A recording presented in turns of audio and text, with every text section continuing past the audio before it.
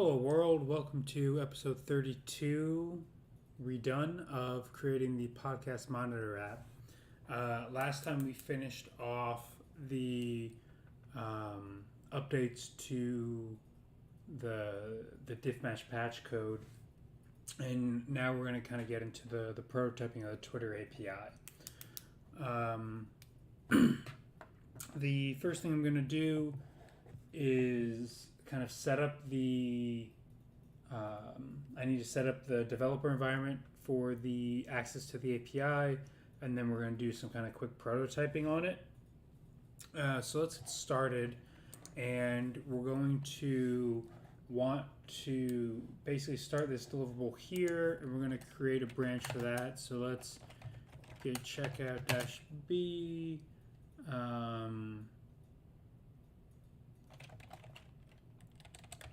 And we'll say Twitter prototype dash 006. And let's come in here and we will mark this in progress.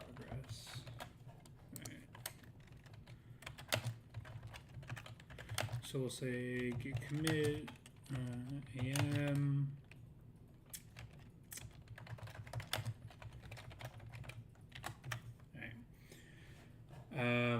So now what we need to do is so basically what we need to do for the Twitter API to work is we're going to need to set up the account, save the secrets, and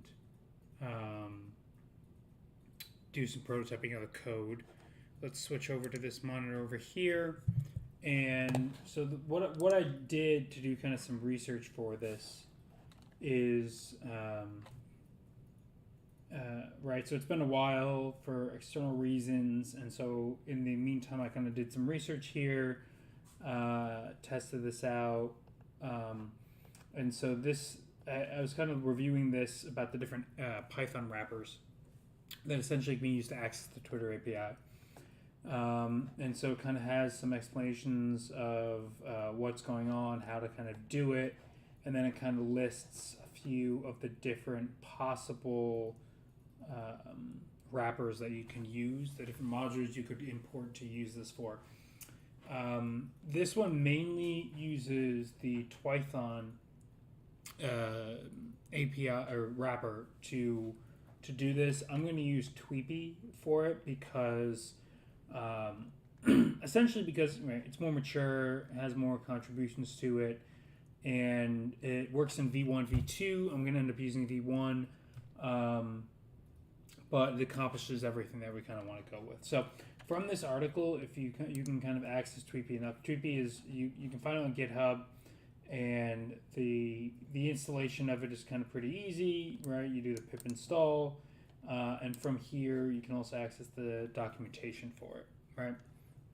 So first, let's make that sort of updates. We're going to do the pip install Tweepy here, and then if we check out the requirements here, what we want to do is we want to make sure to update those. So let's do pip freeze requirements, and as you see, kind of updated, added the auth-lib, the request auth, and Tweepy itself. So let's commit that. We'll do git commit am install Tweepy. All right. So we'll come back over here to the API. Now I've already created a Twitter account for that we will post to, right, called the Lebitard and Friends Podcast Monitor, which is at LAF Pod Monitor. So I created this actually on a private post or now currently deleted in a sense live stream. And so this is what we're going to end up using to post tweets to from the code that we're developing. what you can do is you can come over to developer.twitter.com, and this will already be, as long as I'm logged into Twitter, it'll automatically log myself into the Twitter account that I have. And so I can click here on developer portal. And then from here, we're going to create a app that will allow us access to the Twitter API.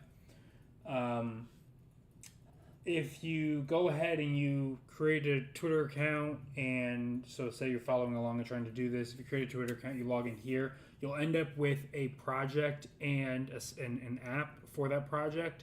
So what I did was essentially I've deleted those, the kind of the boilerplate ones, and I'm going to create my own with the proper names that I want, and that will access the correct versions of the API that I want. So the main thing that when I create this that I'm going to grab from here is the secrets. So I'm going to switch back over here, and you never want to check tokens and secrets into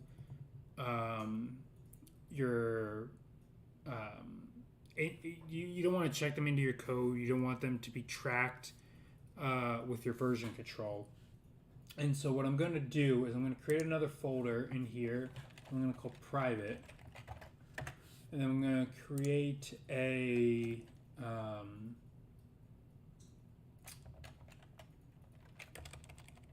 we'll call it Twitter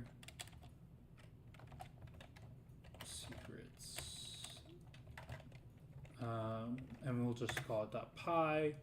And so if we check out the status here, we'll see that private is now created, and we don't want anything in private, obviously, to be checked in. So we're going to come over to the git ignore, and we're going to add in here private. And so now if I check the status, right, we just have the git ignore.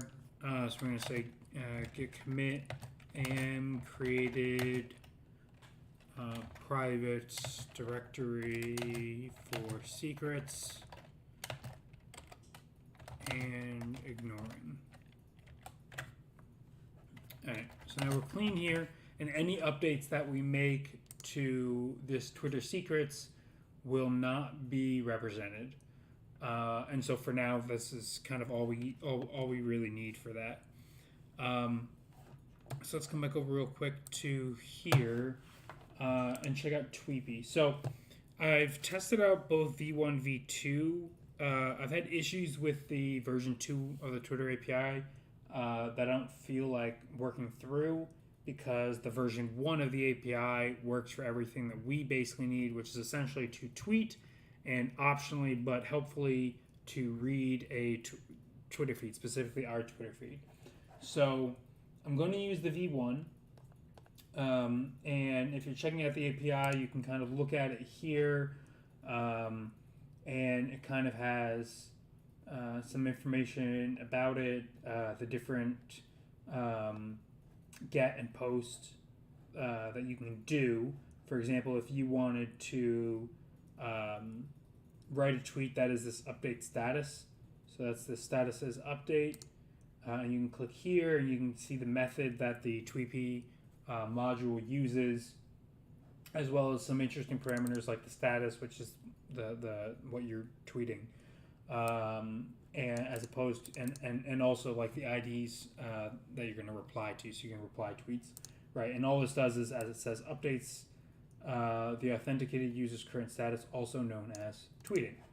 So we're going to come down to the examples here, and we're going to use the V1 that's here, and so it has some information like an example of authenticating, and specifically it has an example of tweeting / updating the status, which is, right, creates these things, authenticates to the API, and then you update status, that we were just talking about. So basically, I'm going to take these here.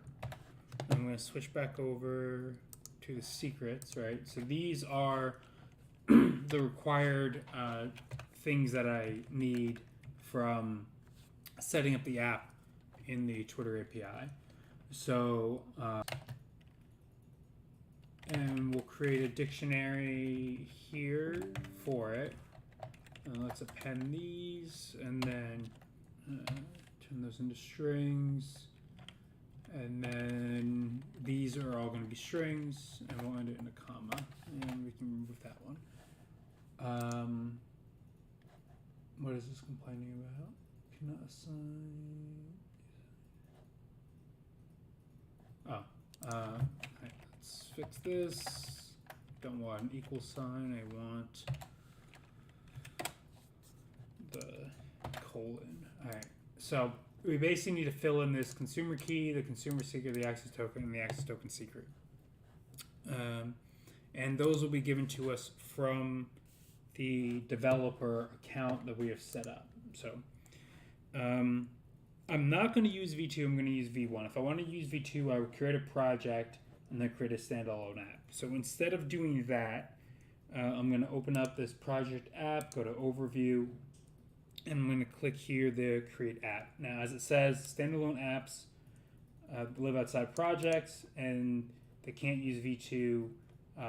They're using the V1 endpoint, which is what I want to use anyway, so this is perfect. So because we don't have the project, we're creating a standalone app. We're going to call this here, and we're going to call it LAF pod monitor. Let's see if that works. What I'm going to do here is I'm actually going to hide this because when I click next there, so I'm clicking next, that was just on that screen, and that's going to prevent me with the consumer key and the consumer secret. Now on the screen, it's called an API key and an API key secret, and it also gives me a bearer token, right? So the API key is a consumer key, and the API key secret is a consumer secret because it's essentially the access for me to the API. I am the consumer. So what I need to do here is copy these, and then I'm going to paste them in here. So the other thing I'm going to do is I'm going to now go dark, and I'm going to hide this screen. And I'm going to copy the keys and paste them in for the consumer key and the consumer secret, right? And then there's a button on the bottom that says app settings, which is like the OK button. So I'm clicking that. That then brings me out. So I'm going to open up my monitor here.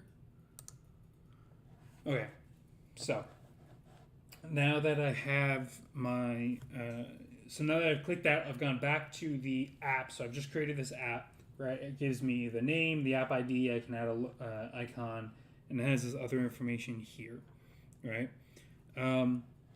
So in here, I can go to the keys and tokens, right? And this API key and secret are what they just gave me, and that's the consumer key and consumer secret that I care about.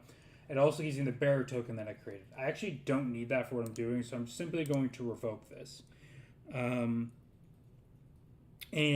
then I need to create an access token and an access secret, which are the other two things that are that I added into the secrets file, right? I'm not going to simply generate that right now, because if I did, it would only generate a read token, and I want to be able to send tweets, so I need a read and write token.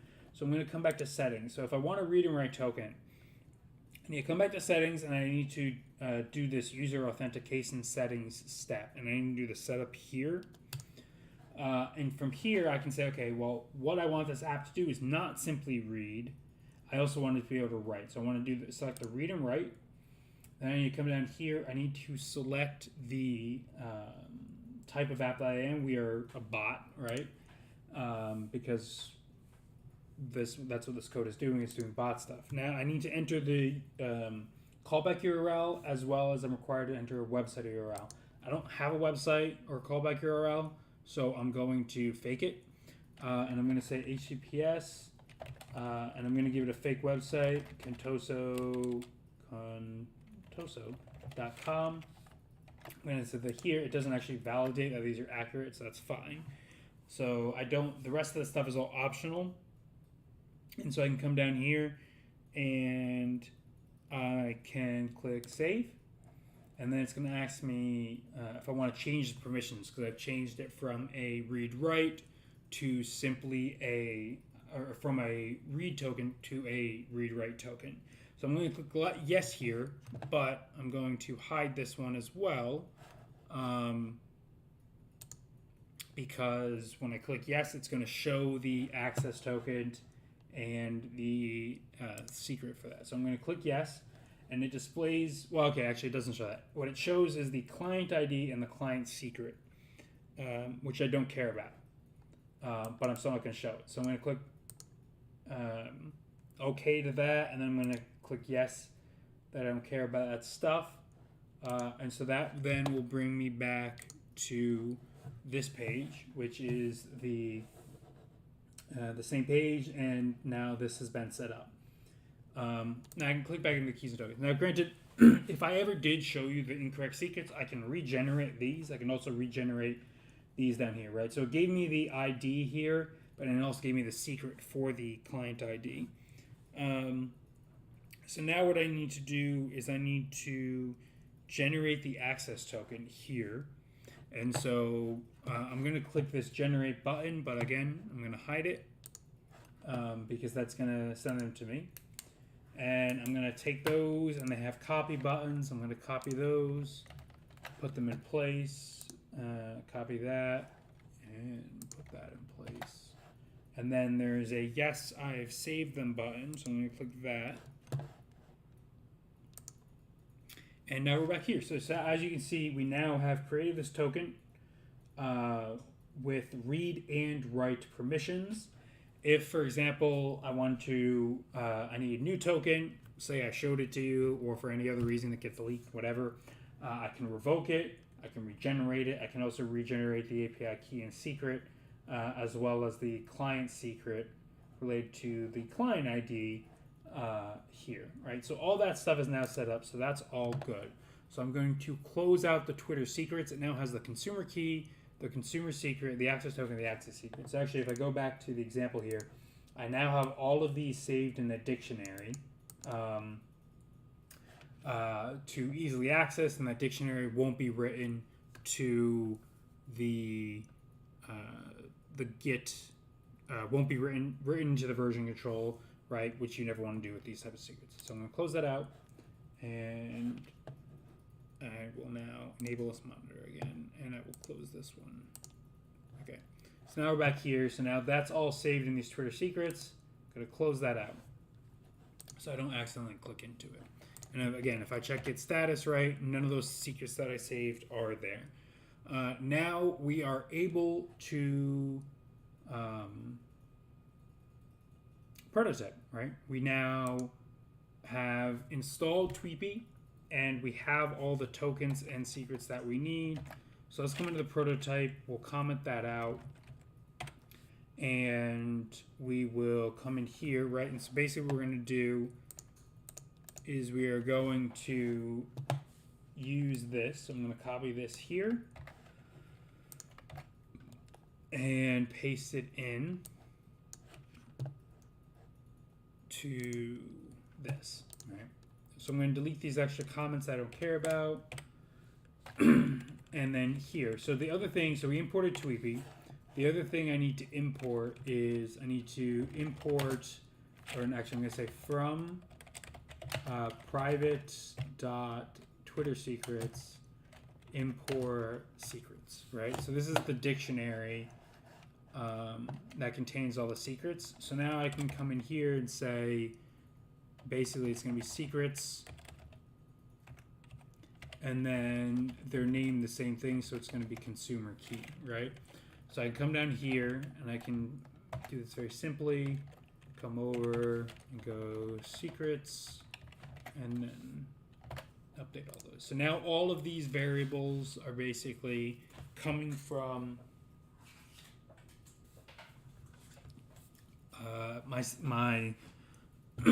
my ignored file. So now they're all brought in here. If I ever needed to revoke a token and change it, right, it would not affect this and nothing gets checked in. Now the auth essentially just takes all of those. The API takes this auth So basically, I create the auth with my key, my secret, my API key, my API secret, my access token, and the secret for that, right? So that creates this OAuth1 user handler. And I take the handler, the auth handler, and I pass it to the API, and that gives me access to the API, and now I have this update status. So now we're going to send our first tweet.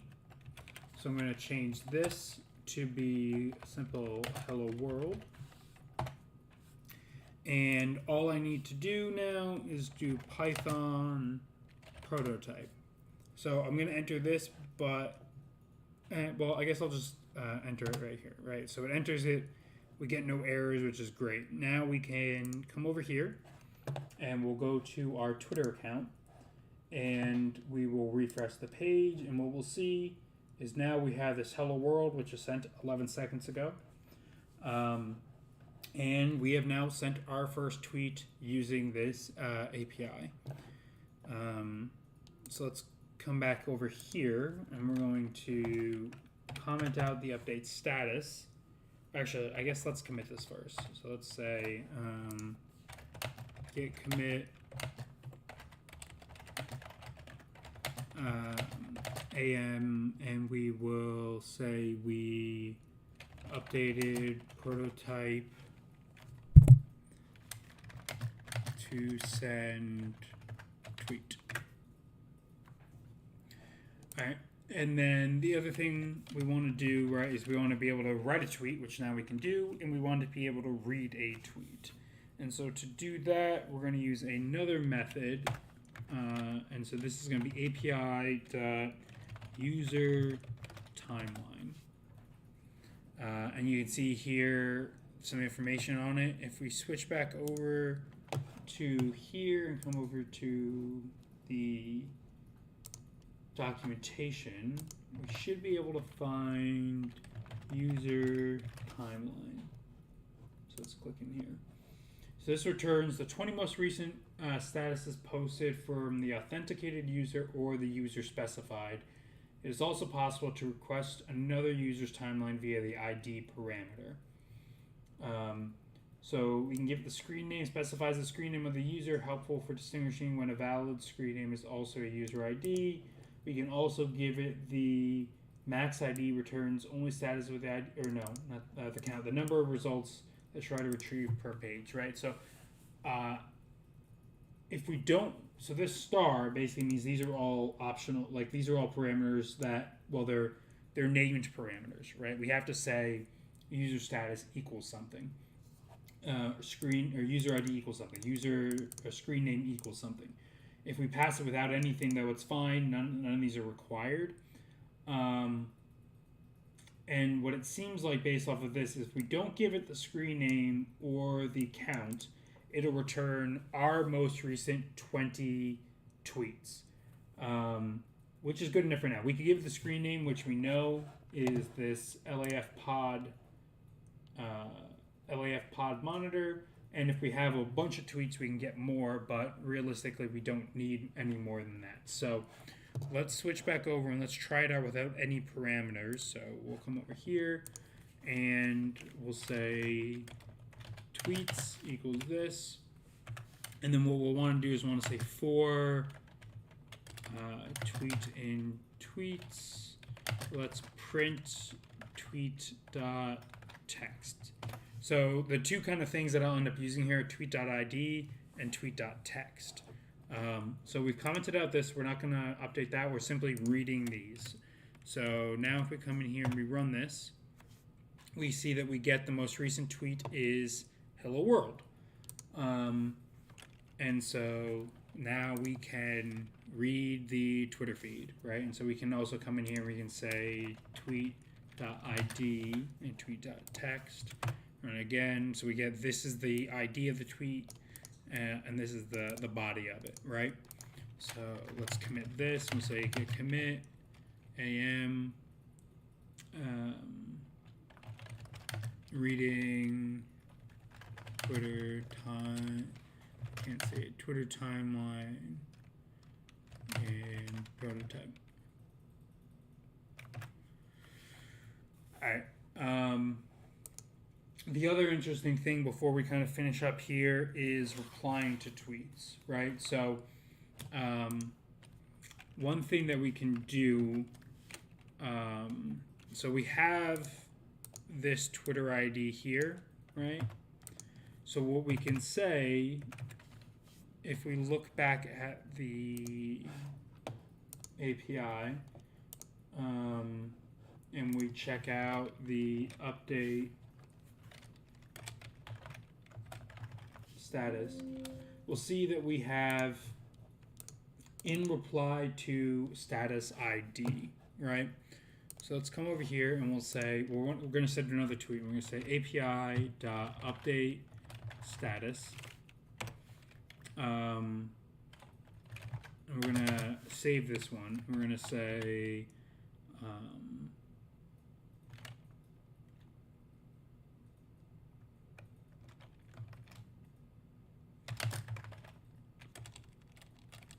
let's just say reply tweet +1. And then let's print the results.id, right? And then we'll come down here and actually let's take this again.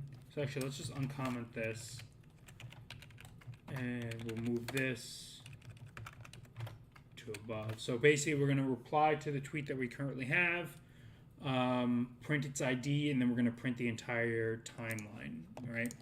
So let's run this. And so we see that this is the ID we get back. If we read the timeline, the most recent tweet that we sent was the reply tweet, same ID, and then this is the same original ID here, and then hello world. If we come over to our Twitter account and we refresh it, we'll see that we now have the hello world and the reply tweet. If we click the hello world, actually does not show a reply tweet, which is interesting. Oh, because we didn't do it properly. So let's switch back, and so we just create another tweet. So let's change this, and we'll say actual reply tweet. And then we need to give it the parameter in reply to status ID, which is, so the status is the automatic one. That's this one. We don't need to name it. We do need to name this one, and I've spelled it wrong. In reply to status ID, and then we will give it the original hello world ID as an integer. So now let's run again. And so now we get the ID for what we just tweeted, and then this is the printout of our timeline. So we have hello world, same ID, tweet, same ID, and then this one. So the most, by the way, so the most recent tweet, even though this is a reply to this one, the most recent tweet is simply what we sent last, right? It's not, doesn't actually factor in the hierarchy there. And so, and this is the same ID that we got back as the response. And now if we come over to the Twitter timeline here, and we come here and we refresh, we'll see we have our 3 tweets that we put in, and we have hello world, which was applied to by the actual reply tweet, and then we have this reply tweet that wasn't an actual reply tweet here. We can also there's also code that we can use to delete it, and then we can do that, but for now we should be good with this. So we'll say git commit am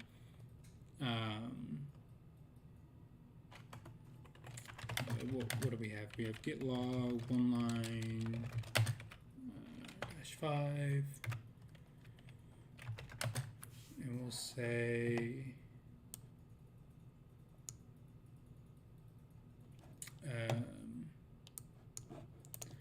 so we'll say git commit am and reply tweeting. Alright, and then we'll come in and let's tag this. So git tag. What do we use? It's now been a while, I guess. So we'll say git tag ep32. Check it out. We got that status. Okay, everything's good. All right.